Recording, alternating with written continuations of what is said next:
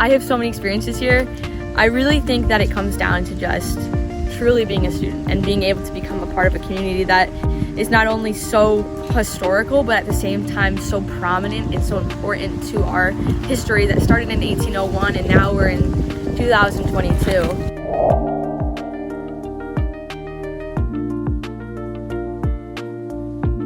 We have 4 generations.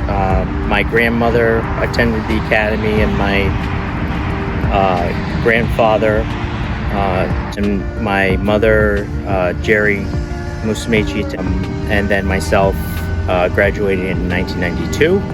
And then I have 4 children.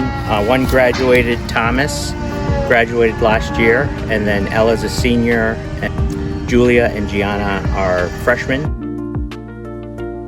Large family history, have attended the academy and really hold it near and dear to our family. Please consider giving on November 15th to help support future generations here at the Woodstock Academy.